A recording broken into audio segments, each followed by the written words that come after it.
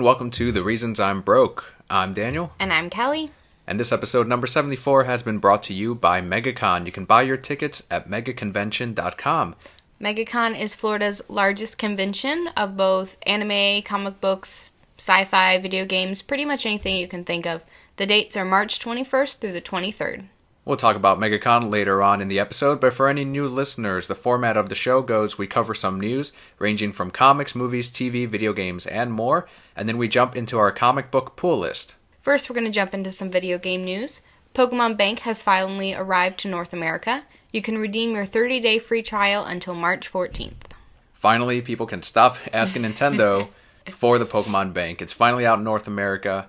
It released in the other smaller regions first so that they can maintain all of that traffic, and finally they brought it here to North America where it would have the biggest influx of users. People were crazy about this thing. I put up that update that was like, okay, no more crying and no more whining, all right? Are we going to be good? I'm going to give you Pokemon Bank. Like you said, Nintendo could have easily just said, yep, no way to transfer your Pokemon, and people would be like, that sucks, but I'll build new Pokemon, and then everything would have been fine. Instead, they're like, you promised me this, and where is it? I'm entitled this, because I paid for it ahead of time. Oh, wait, no, I didn't. Oh, wait, it's free for 30 days, so I'm losing nothing by waiting. In fact, no, they're gaining. Get off your game. Go out and see the sunshine. Play outside.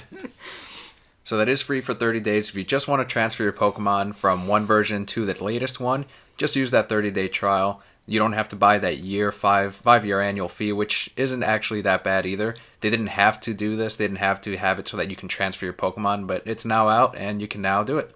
Continuing with the video game news, Sonic Boom, a CG TV series, is coming to Cartoon Network this fall. This is, of course, based on Sonic the Hedgehog, but a video game of the exact same title will also release later this year exclusively on the Wii U and the 3DS. I kind of like this trailer. I thought it looked pretty cool, except Knuckles became a bodybuilder. Yes, he did. But he only focused on his upper body, and that's not very smart. He got strong. I like him strong. But he's still got, skinny little chicken legs. So he can run quick. Well, but if he had massive legs, he could run quick, too. They would hold him back. He needs to run quick, and he needs to punch things. He's gonna topple over. He's got, a huge... his upper body is, 4 times the size of his lower body. His shoulders are 4 times wider than his hips. My favorite, and I posted the picture up on Twitter, @ReasonsI'mBroke. You can follow us on there. But Knuckles' head stayed exactly the same, and it looks exactly the same. So you can erase the body, and it's just Knuckles from the classic Sonic and Knuckles or the Sonic Adventure games. That didn't change at all. If you erase the body, he's just a floating head, Dan. A floating Knuckles head. That's actually my favorite Sonic character. And I thought it was cool. They added these bandages on his arms and kind of broke up the color a little bit. He's deformed. He's not deformed. He's deformed. That's not healthy. I don't think the game if you see the trailer, you can go on YouTube, check out Sonic Boom, a video game trailer. The trailer doesn't look that good. I thought it looked good. I was like, I'll watch the show. I'll watch the show, though, yeah. We'll record on Cartoon Network along with Powerpuff Girls, DC Nation, whenever the hell that returns, and now... They need to bring back Green Lantern, the animated series. Yep, not Young Justice. That can stay away. They need to bring that back too, so they can add Starfire. What about Beware the Batman? That can stay away? Yes. No, they need to all stay. No, they need to bring back Young Justice so that they can add Starfire so that she and Nightwing can be in love. It's just going to be Nightwing whining to Starfire about Batman. That's what would happen. Yeah, that's fine, but at least they're in love. It's all about the love stories. They can bring back Beware the Batman if Catwoman shows up and they fall in love. They can put away Beware the Batman after they finish this Ra's al Ghul story they started. And Catwoman shows up and they fall in love. Oh, Catwoman and Ra's al Ghul? Okay, that's fine. No, Ra's al Ghul's in love with Batman. Everyone's in love with Batman. Well, of course. On the same line as comics, Marvel's all-new #1 jumping on points. We do want to touch on this. Yes, this is really cool. I learned about this 5 minutes ago, but I think it's a great idea. Again, on Twitter, @ReasonsI'mBroke, or on our Facebook page, I put up a picture. I just used the Savage Wolverine comic book cover as an example. But what they did this week, and that's what I noticed, is there's a big #1 on the upper right-hand corner of the comic book. And initially, by looking at it, you think, okay, well, it's just the #1 of this comic. They're relaunching it or whatever. But for a comic like Savage Wolverine, I don't know what number they're on, but they're still that comic book number, say number 17 they're on, for example, is still at the bottom right-hand corner, along with the creators of the comic book and the publishing company. But at the top right-hand corner for Savage Wolverine, it says Wrath number 1. So that signifies the start of the arc. I think that's a great idea. Definitely, I have, when I talk about comic books at work all the time, people are, well, where do I start? Because I tell them about all these great stories and they're all in one comic. Like the whole Batman and Robin run was great. Well, where do you start? And that really helps people. That to is be a able problem. to be like, oh, look, I can jump right in here.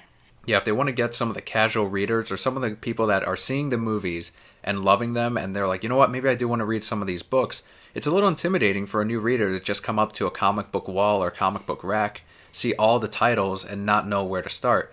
Well, you can pick out the character that you want and then pick up that book, but you're not going to know where the story begins or where it ends. A lot of people want to start at number 1 at the start of the story.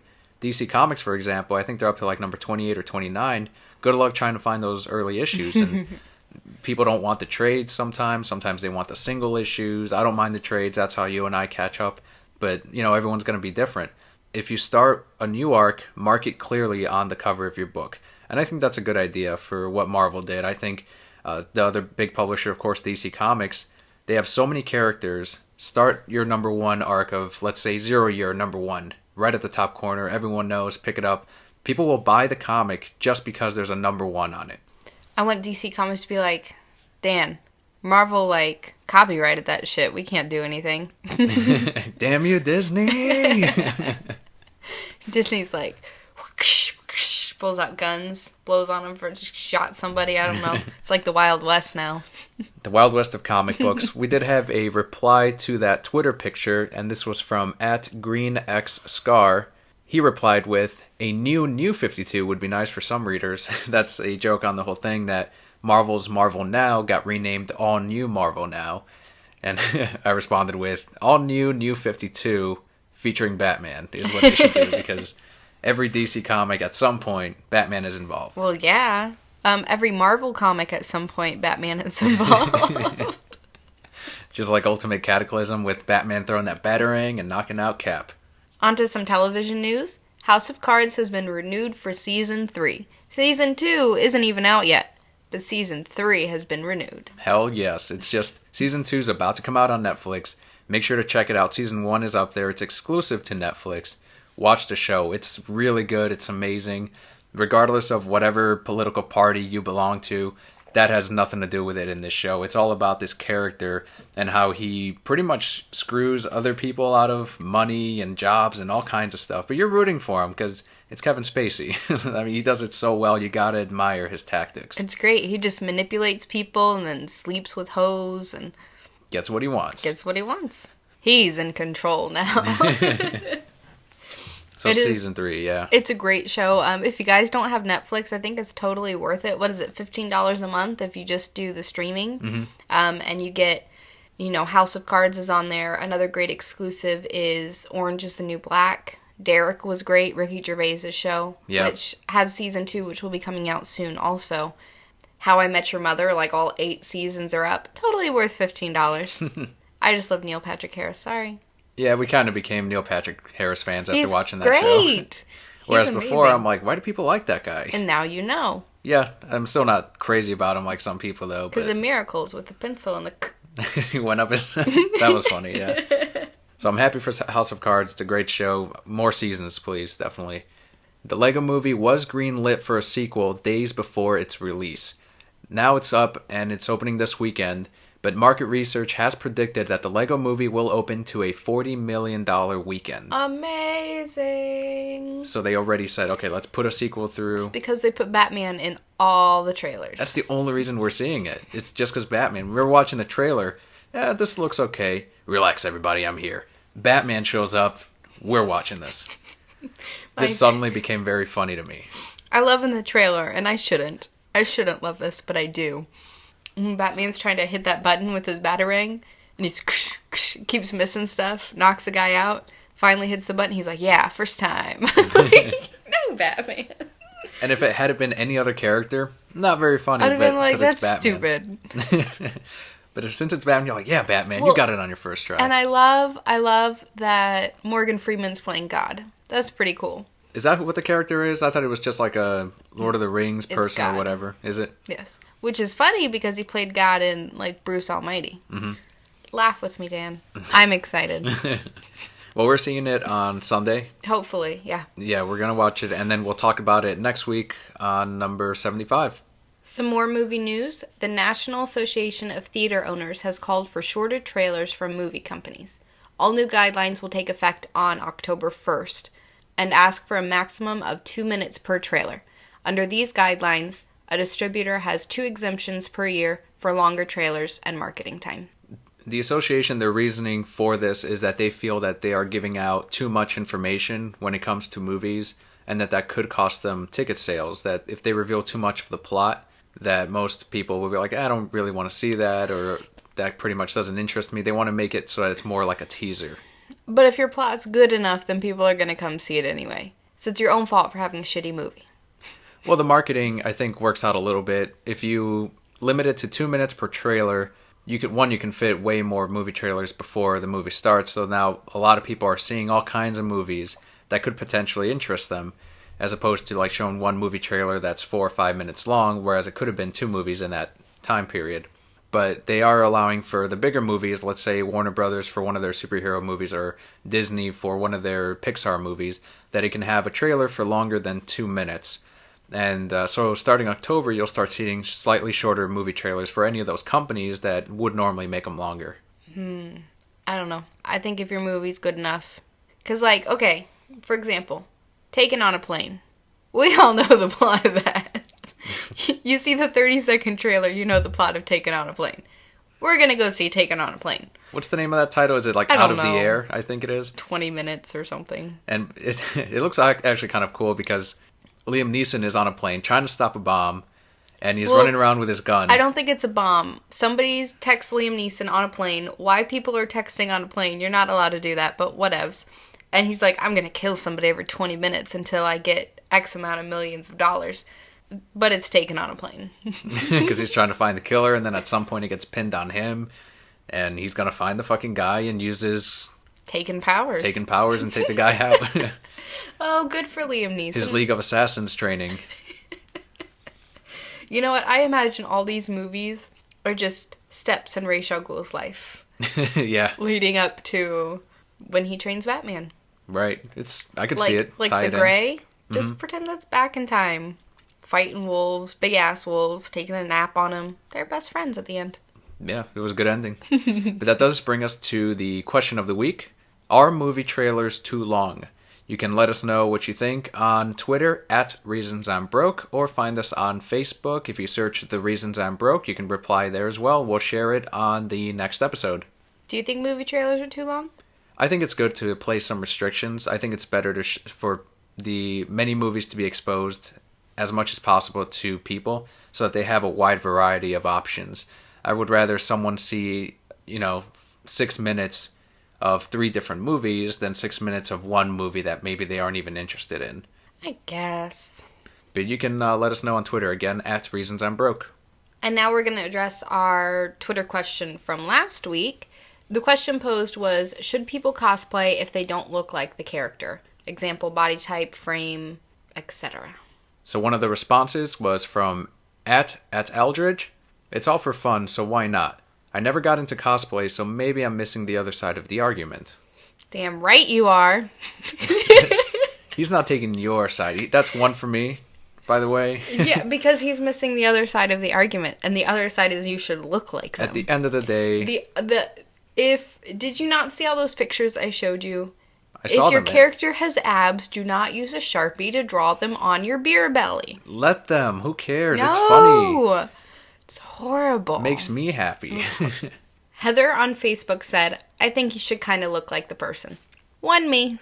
Well, the one guy, the DBZ guy I put up, he had spiky hair. That kind of looks like Goku. Yeah, but did he have any muscles like Goku? Not at all. He didn't kind of have muscles like Goku. He kind of had flab like not Goku. And Orlando also on Facebook said, I think you should at least look like it. Doesn't have to be perfect. Doesn't have to be. Like, Fat Spider-Man, he's got the costume on. He doesn't even sort of look like Spider-Man. Fat Spider-Man, he has the costume. About? He sort of looks... That's how I read it, like, sort of look like it. Like, very, So I'm going to take that as a point. I don't think I'm going to say I I win this argument. I take that as Spider-Man walks through him. He's like, you should sort of look like Spider-Man. But it was black suit Spidey. He looks a little bit more slimming, so it's a little bit close. He's trying. This is all in the design. There's nothing slimming about that man. So what? Let him have fun. Let him pretend to be Fat Spider. In their house, okay. No, because when we see him in the convention, we don't say, "Hey, look, it's Spider-Man." We go, "Hey, look, it's Tubbo's Spider-Man." It's fine. Like Tubbo's Harley with the dog collar around her neck.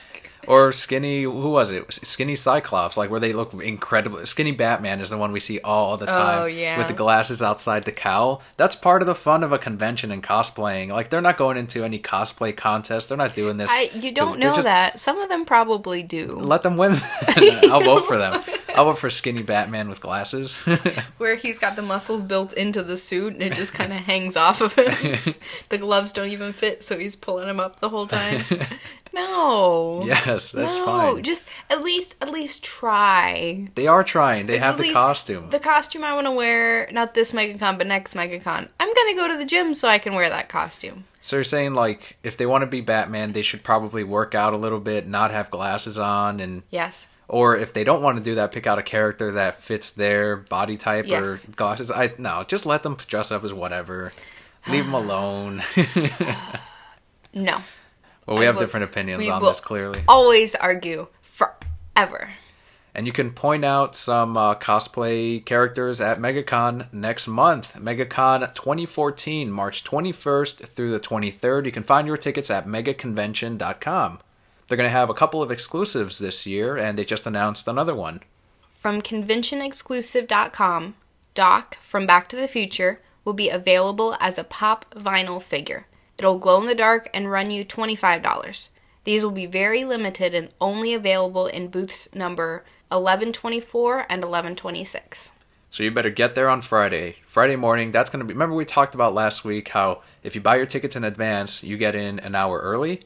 Use that hour, run to that booth if you really like Doc from Back to the Future or Stan Lee, because that same pop figure will be available on that same booth. Run straight there. $25 on each one. And don't just show up when you can get in. When you can get in, there's still already a line of 100 people who showed up 2 hours before you to get in. So ultimately, if you can get in at noon, you should probably be there at 10. It's worth it. There's so much to do before the convention. You have those bad cosplays running around. You have some really good cosplays too. I will say that. Mm-hmm. There's some really good ones running around. Take pictures of them, with them. Cosplaying is so much fun. You have a completely different mentality. So if you see somebody you love, don't be afraid to run up and be like, hey, can I really get your picture? Because people spend so much time and money on these things and perfect like the pose and all that kind of stuff. Yeah, I remember last year when you kept getting stopped for your Talon outfit? Yeah. Was that fun for you? It was. It was a lot of fun, but I wore heels. So you got really tired. So my feet hurt for like a week afterwards. It was crazy. But yeah, we're going to be running around MegaCon, taking pictures with various characters, and we'll be posting them up on Facebook, Instagram, and Twitter. Can I use my fancy camera? You can use their fancy camera. Yes! And all the Brocats can follow along, post their pictures as well. Maybe we'll even see some of them at the convention. Mm-hmm. Also, on Saturday, be sure to check out the Harley Quinn panel. Jimmy Palmiotti and Amanda Connor will be discussing their new Harley series, which we're on number 2 now, and that'll be in room 310 AB from noon to 2. That's awesome. I can't wait. For more panel information, MegaCon does have the whole panel schedule up online already, so you can start planning out your weekend right now. Go and find all your comic book artists that you want to see. Go and pick out all your panel schedules. Save it into your phone with timers. Get there because this stuff will fill up fast. And that's where the MegaCon app comes into effect. You can download the MegaCon application off of the Google Store or on your iDevice, and it has all your schedule right there on your phone, right there in your pocket. And that'll do it for our news this week. Now we're going to move into comics, starting off with our indie books. We have Adventure Time, The Flip Side, number 2 of 6. written by Paul Tobin and Colleen Coover, with art by Wook Jin Clark. The Ice King finally joins Finn and Jake. Finally. I love the Ice King. Those three should have their own book, Ice King, featuring Finn and Jake. That's what it should be. There should just be an Ice King book. Yeah, that would be awesome. And we'll just dive into his sadness. There should also be, they should bring back another Fiona and Cake, series.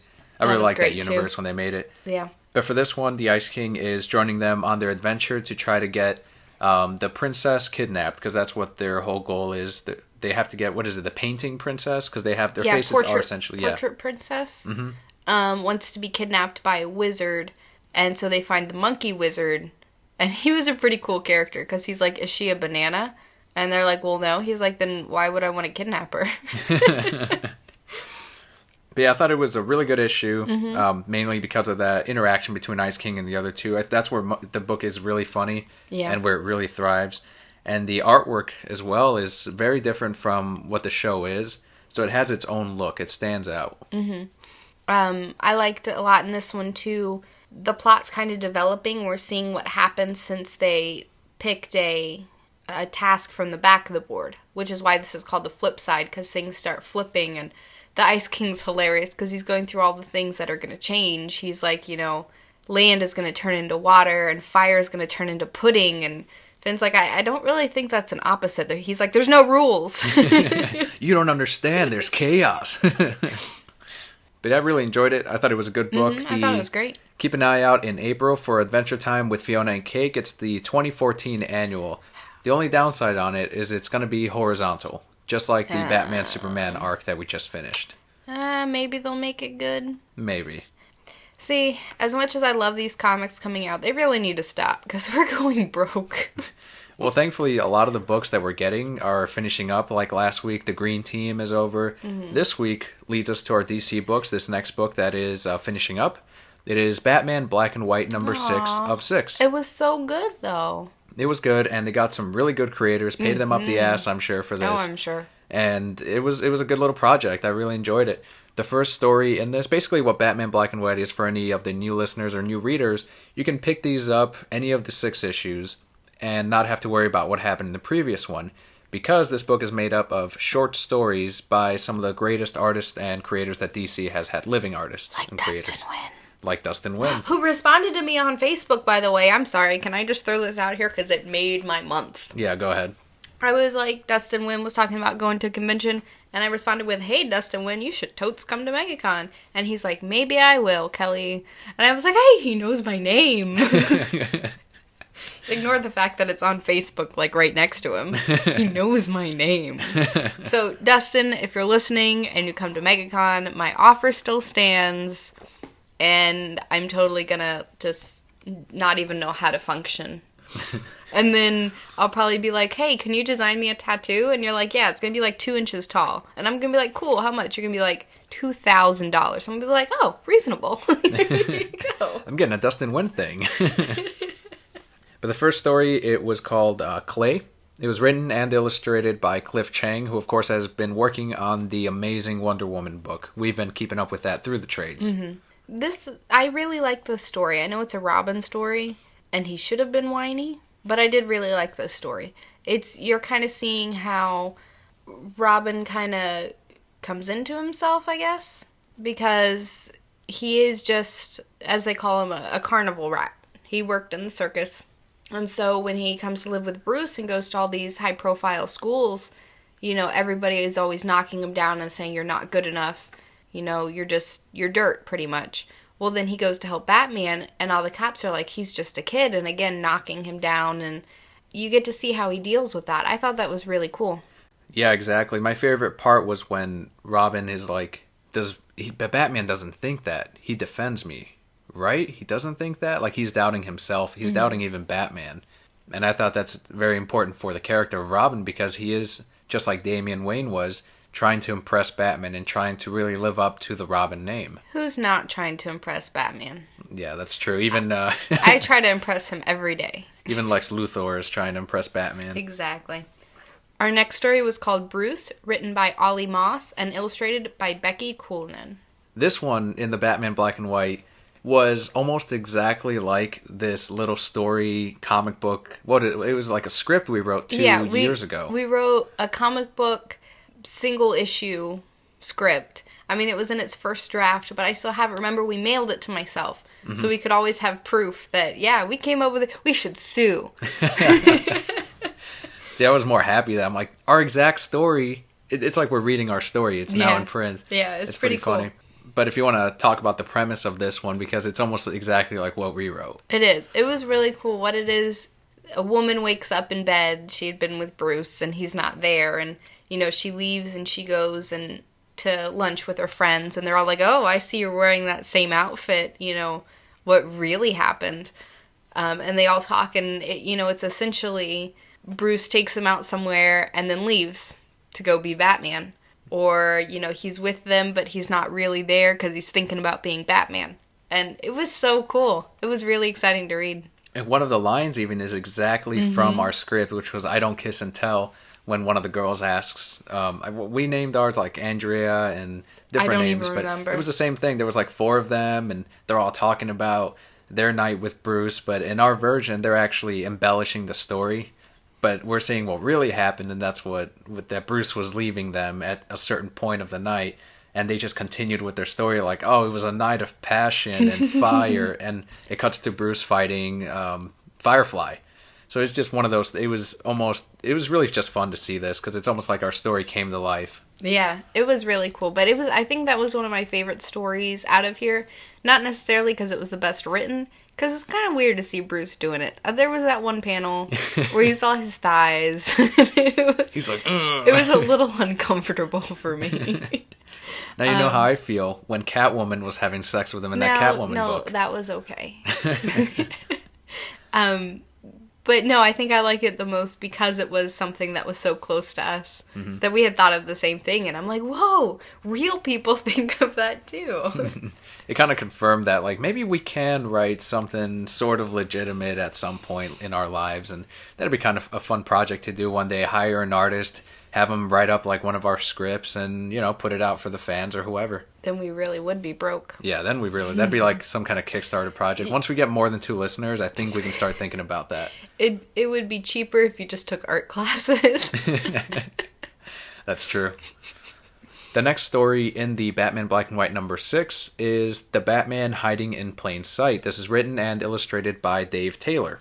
The art in this was interesting. It was very detailed. The devices that he used, the cave, the environment, all of that. I think it was perfect for this guy because it involves a story about 2 guys. One guy, really the mastermind of the project, that builds a RoboCop, if you will. I'm only saying that because the new movie is coming out and it's in my head. But a robot Batman that will take over for Batman and do it at a much better rate to stop crime and everything, and to prove to Batman that technology will overcome man. It was a good story. I really like the art. There's a ton of detail in this. From the cave, especially when you walk into this guy's workshop, you just see pieces of stuff everywhere. But ultimately, Batman overcomes like he always does. And it's funny because the guy's like, go ahead and beat up my robot because he's watching your every move. And Batman's like, nope, erased. And the guy's like, no! And what's Batman do? Keeps it as a trophy in the Batcave, because that's what fucking Batman does. Always keeps something from his, bigger fights. That's so cool. I love that Batman does that. Next one, I think this one was actually my ultimate favorite. I did like the other one, but I like this one a lot, too. She Lies at Midnight, written and illustrated by Adam Hughes. Oh, it makes sense, Adam Hughes. I love this guy. Love it. I follow him on DA. Love this guy. But it is a Batman and Catwoman story. And it opens up with Batman inner monologue, and he's hurt, and he's sad, and he's gonna go kick some ass.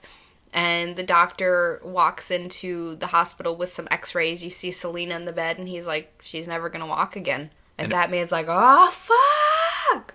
And it flashes back to Barbara Gordon, and that's where that connection is. But more so because it's Catwoman, and he really cares for... He loves her. Say it. He really cares for her. He even says, one of my favorite lines in the story, like my favorite line in all the book. He says, I could love this woman if either of us could change.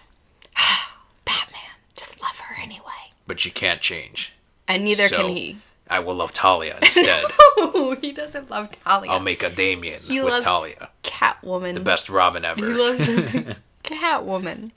It was an okay story. It I was thought a it was great illustrated story. really well. It was. Batman goes, and so what's happening is there's this rival gang, and they keep using their call women against each other and maiming each other's women. It even goes so far as to like girls on the street, and as Batman points out, no woman gets hurt in Catwoman's city, which I think is great. I love that fact about Catwoman. So Batman goes and he cripples all these guys, like splits open kneecaps, breaks every leg in the room, all of them done. Run into some other guy who I didn't really think we needed, who Catwoman sometimes sleep with, but whatever. Oh, there you go. It's not that big a deal. Doesn't care about Batman. Sleeps around. Did we not read that other story where Batman was sleeping around? Well, that's what Batman does. Oh, so it's okay for Batman to do it, but not a woman? Yes, because it's Batman. What don't we understand about this? This is so simple. It's a simple concept. Anyway. Every broquette out there is like, it's true, it's Batman. Anyway, come to find out that nothing's really wrong with Catwoman. They find her stealing stuff from these rivals. That he's been fucking up. Right. Yeah. And they actually get into a fight. He punches the wall next to her. I'm like, oh, this is so sexy right now. What's going on? But she brings up a really cool point, a really good point. Because Batman goes, well, you could have just asked me. And she goes, if I had asked you, you would have said you would have gotten to it later. Or you would have put it on the back burner. Or you would have sent somebody else to take care of it. These girls that they were, destroying their lives, they didn't have time for that. So I had to do something to get you to go out there. And then at the very end, I think we see a really, really important piece of their relationship because he's got her handcuffed and he's taking her, because she was stealing. So he's taking her back to jail. And she goes, can we stop for ice cream on the way? And he's like, okay. Out of character for Batman. And then they go on a date. He would not say, fine, we'll go on ice. No, he would not go and get ice cream. He would absolutely, for Catwoman? No, not for Catwoman. For Catwoman. The closest he'd ever do would be get coffee, just like he did in Justice League, to stay awake from, what Triple was his name? espresso. Now. And he had exact change. No, that was my favorite. He would go, Chunky Monkey. Now. The final story in Batman Black and White #6 is called To Beat the Bat, written and illustrated by Dave Johnson. This was dark. This was way darker than I thought it was going to be. It was. It really was. It kind of ended with the author actually thanks Jimmy Palmiotti, and I could definitely see where Jimmy's influence was in this. It's a guy that falls for a woman who is using him for the money. Yeah, her name was Eleanor. Using him for the money, and since he loves her so much, he goes out and he does bigger and worser things to try to get money for this woman. And every time, Batman is putting him away. And every time, Batman punishes him more and more severely. Almost as if telling him, like, Batman remembers him, and he's specifically, hurting different parts of him to say, look, next time it's going to be even worse. This is your punishment. Jail isn't the punishment. It's me coming after you next time if you do this again. Right, and eventually he gets out of jail, I guess the final time, goes and finds his woman, and she's walking off with some other mob boss now, because he's got money, and so this guy's all depressed, and he hears of a really big heist that's going to go down. It's going to change his life and possibly give him enough to win Eleanor back. So he goes, and it turns out that it's a Joker heist. And Joker's there, and of course Batman comes and finds out, and Joker was great in this. He's like, I wouldn't be a heist without you, Batman. I'm like, good job, Joker. You don't care about any of these guys. You're just doing it to win Batman's heart. And this character in the process ends up killing a cop. Just inadvertently shoots before he thinks. And do we want to spoil the ending? We don't, but I guess we can just say that the influence of Batman is a little too strong for him. It was dark. A very dark ending. It was great, though. It was a fantastic story. Would you agree with him that he won in the end over Batman, or would you say that Batman maybe kind of regrets what he did because of what happens to this guy? I don't think Batman regrets it, because Batman has a strong understanding that this kind of comes with the job. He does the best that he can for everybody, but there's always that one person. That one fucking guy. So, I think Batman understands that. I don't think he's got to do what he's got to do. We'll leave it at that. If any of you read it, want to discuss it more, hit us up on Twitter at Reasons I'm Broke. We'd be more than happy to discuss it with you. Or send us a message on Facebook. The next story will be DC Comics presents Harley Quinn #1. We've got a couple of different creators here. You've got Paul Dini, Yvel Guchet, James Patrick, Bruce Timm, and Joe Quinones. Joe Quinones. Not from What Would You Do? This one I saw on the shelf, and I was surprised it wasn't on our pull list when I saw the Harley Quinn, the Alex Ross cover. Mm-hmm. And I'm like, oh shit, I can't believe I didn't get this. And I'm flipping through it, and it is... They're older stories that they previously published, but it's all in one book, and you couldn't find this book anymore. You can find it on eBay. I think it's $90, but they re-released it as like a DC Comics Presents. This one, if you're a fan of Harley Quinn, it is a must-have. The reason being is her origin is very early. This is before Mad Love. This is an original origin, and you do see how they explain that Harley Quinn has powers, which they did in the animated series, but you also see it in comic book form here. You do. I think... This is, 5 stories? Yeah. And I think there were 3 that we had already read. Mm-hmm. But it was still great. It was wonderful to get again and read through it and really relive, to me, what Harley is. Harley is not a skater. She doesn't own a building. She doesn't wear a weird corset and tiny shorts. To me, this is what Harley is. You get to see kind of how she and Ivy become friends. I thought that was really cool. Where Ivy fell in love. Yeah. Let's be honest. Bruce Timm made that abundantly clear in his book. Or in his story. But it was a really great read. It was a lot of fun. Even though whenever you deal with Harley Quinn, you deal with some really deep, kind of dark issues. But because of who she is and her character, it's always a lot of fun and feels really light. No, she's in love with a guy who abuses her. Awesome! Mm-hmm. I felt like this early origin wasn't as good as Mad Love. No, it feels like it was something that they were still kind of playing around with and working, and they really mastered it once Mad Love came about. Because in this one, she gets launched on a rocket by the Joker. Joker just says, I'm tired of her, essentially. She's messing with my groove, and I'm going to get rid of her. Because that's what Joker does. He just gets rid of you for no reason sometimes. He'll just kill you. And that's what he does with Harley Quinn. Gets rid of her, launches her on a rocket that's set to explode. She somehow messes with the controls and lands, not safely, but she does end up landing and lives through it, and that's when Ivy saves her, so she's mad at the Joker and wants to kill him. In Mad Love, it's all about this capturing the Batman type of thing, and she actually did it, whereas Joker could not, and that's what pissed off the Joker, because he had to be explained what the joke was, and he wasn't the one that came up with it, and that's more of a Joker reason to kill Harley than just, I'm tired of her, you know? Right. Agreed. So if you want to see the early origins of Harley Quinn, I would say pick it up. Otherwise, you can probably pass on it if you're not pick that it up. big What are you talking about? If you're not that big on Harley. It doesn't matter whether you're big on Harley or not. You will be big on Harley after this story. Next is Detective Comics #28. This is continuing with Gothtopia. This is written by John Layman with art by Aaron Lopresti. If you remember Gothtopia, it is the story in which the Scarecrow uses a gas that puts them in like a dream. Now you gave it away. We didn't know who was using the gas. We found out in this issue. Well, there we go. And now you know. Last issue we find that Batman was the one that escaped the hallucination out of everything, because he's Batman, and he's trying to get Catwoman and Batwoman back into reality, what is truly Gotham, not the fantasy. But I think what I like best about this issue is when Catwoman, or as she names herself in this fantasy, Catbird, because she's kind of Batman's Robin at this point, when she visits him in, was it Arkham or Blackgate? I think it was Arkham. It's Arkham. At one point she tells him, why can't you just escape and let it be? Almost as if she knows and understands for a second that this is all a dream or fake, but she wants that fake relationship that they had because she was much happier then. And I felt like when she came through like that, it was such an important part of the Catwoman character for this story. It was. I think she definitely understands what's going on, but like Scarecrow points out through this whole thing, it's so much easier just to forget about all that. Forget about the fear and all the shit that's going on in life. And, you know, she's got it good. She's with Batman, man.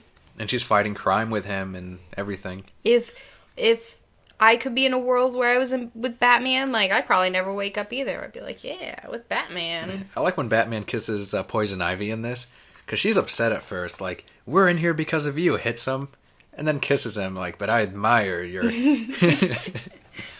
your boldness. But you came and you saved me. And immediately kisses him, which was all a part of Batman's plan. Of course. Well, and it does help because he's now more immune to the toxin that's being pumped into the air everywhere. So overall, I think it's an interesting story. It's very reminiscent of that Batman episode. Again, it was called Perchance for a Dream. So if you enjoyed that episode, you'll definitely enjoy this arc, Gothtopia. It's only in the Batman Detective comic books, though. And this is the second issue, so if you want to start from the beginning, you can pick up the one before it. There's also a lot of tie-ins. There's one in Batgirl. I forget, we only read the one from Batgirl, but they do list in this issue where all the tie-ins are. So if you like it that much, you can pick up the other tie-ins as well. Next is my pick of the week, Forever Evil number 5 of 7, written by Jeff Johns, art by David Finch and Richard Friend.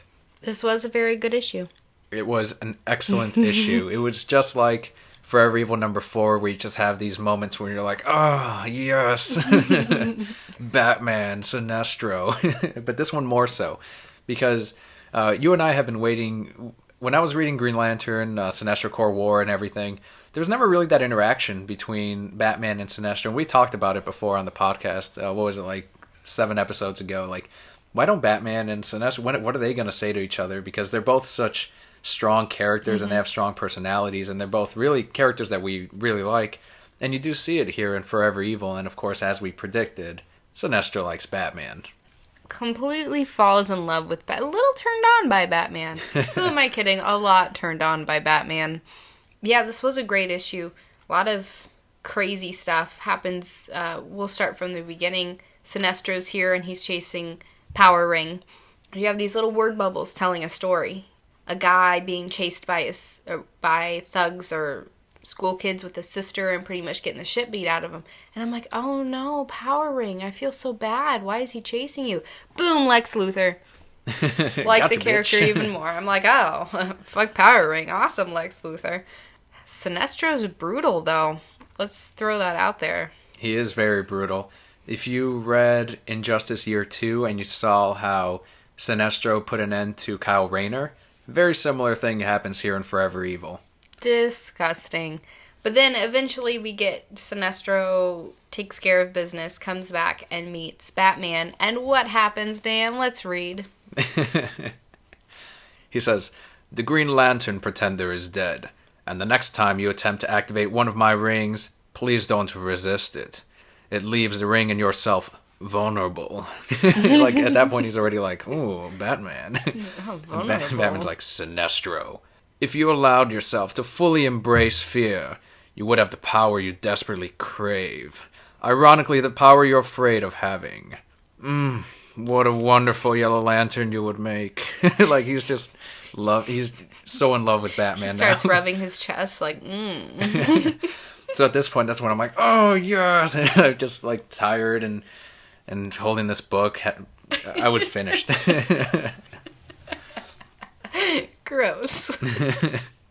Because this is what I wanted, and I couldn't have written it better. Because Sinestro's right, and Batman fucking met Sinestro. He didn't really say anything to him either. It was all Sinestro talking. Batman didn't have to say anything. He just bat glared him. Like, I want to know what Batman thinks of Sinestro, though.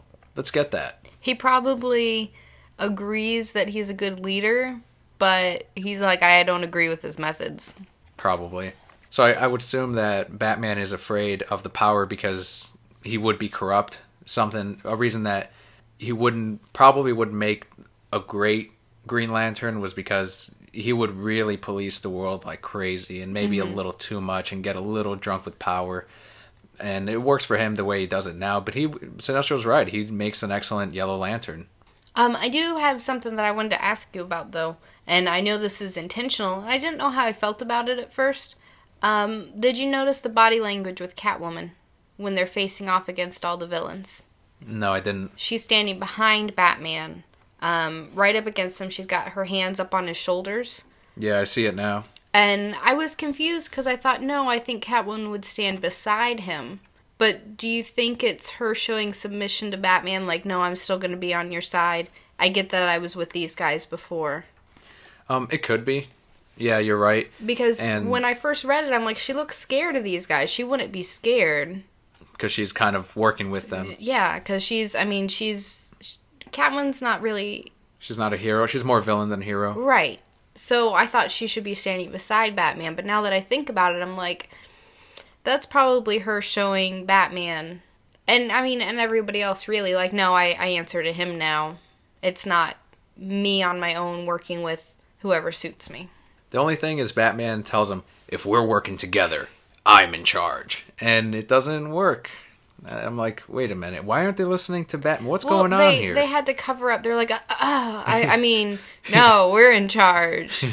Gotta go clean myself. And that's when Catwoman tells him, Batman, I think they're in charge. I guess Batman has to play by their rules or let them think that they're in charge. But Batman's got a contingency plan for all of them now. He just thought it up in that second. He's like, fine, we'll play by their rules. But this is how I'm going to take them all down. I was going to play nice, but now I'm going to take all of you down as soon as this is over. Take you to Arkham. Even Sinestro. That'd be awesome. But I can't wait. I can't wait to see the next issue when they continue to work together, and it's just so much fun to see Sinestro. The reason, though, for Sinestro being there, and I'm glad he's there, but it's not the best reason. No, come on. It's an I would agree with it. I came to get one of my rings, and then, that's it. That's why I'm in this story. I'm like, okay, well, now I'll talk to Batman. Like, this is cool, whatever. You're so funny. I bought it. Next issue, though, is gonna be cray-cray. It is. We get to see the ending. You guys, I don't want to spoil it, but go read it.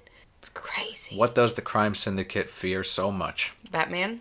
That'd be awesome if Batman came out of that portal. His Batarang that hit Captain America comes out of the portal.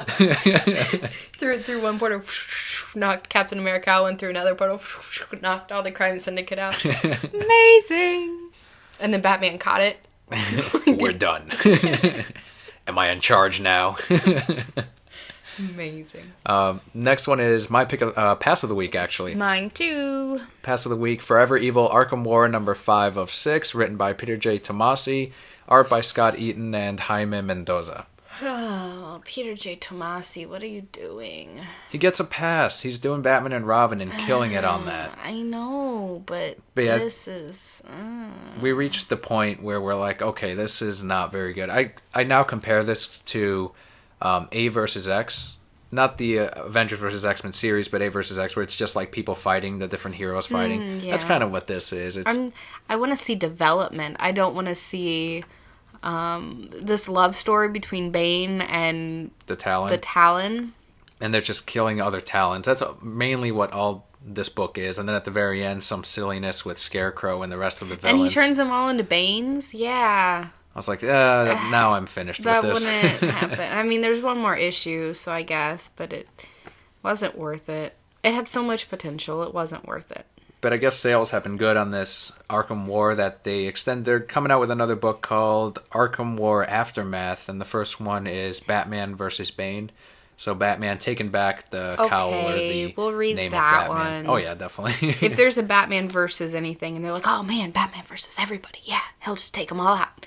Sales will be amazing, and I'm like, damn it, now I gotta pick them all up. Yeah. So that's my pass of the week. Mine as well.